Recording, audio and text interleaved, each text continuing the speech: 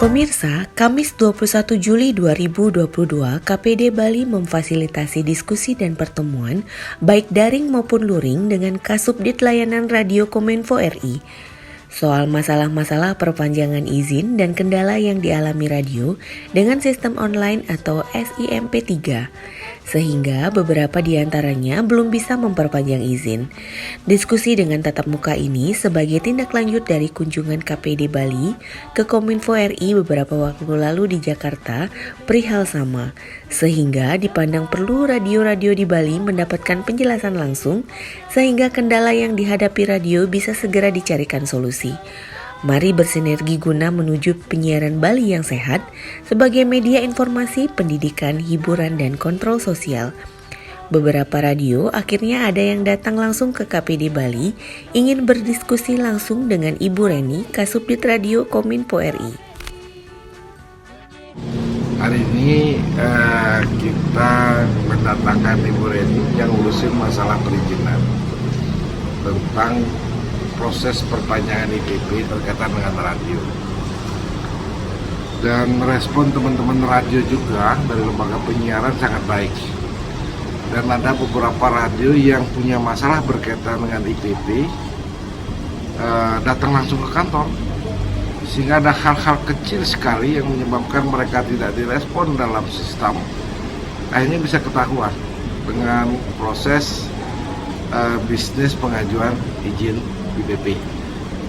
Bu Reni langsung menjelaskan di mana hanya ketemuan hanya kekurangan angka 0 titik juga jadi masalah, sehingga mereka merasa sudah ngupload, ternyata di kementerian tidak terdeteksi. Akhirnya semua diulang prosesnya dan Bu Reni sangat begitu antusias untuk membantu teman-teman radio.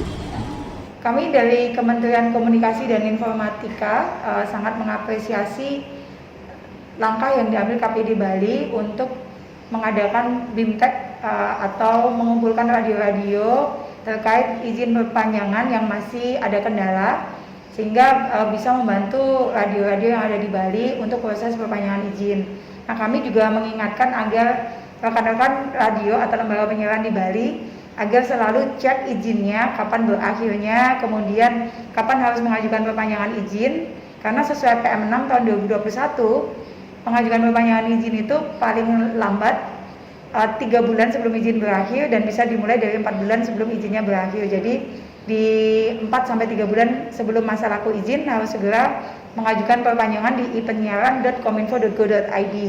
Nah, untuk pembayaran izin juga izin dibayarkan tiap tahun. Jadi SPP IPP atau surat perintah pembayaran ini diterbitkan tiap tahun, sehingga lembaga penyiaran di Bali agar juga selalu ingat membayar IPP selain membayar ISR yang dibayarkan tiap tahun juga untuk ISR. Kemudian jangan lupa selalu mematuhi P3 SPS, itu yang utama, karena izin bisa dicabut kalau tidak mematuhi P3 SPS dan juga tidak bersiaran selama 3 bulan berturut-turut. Kemudian baca selalu aturan-aturan yang ada di website Kominfo terkait penyiaran radio, sehingga tidak tertinggal informasi tentang perizinan.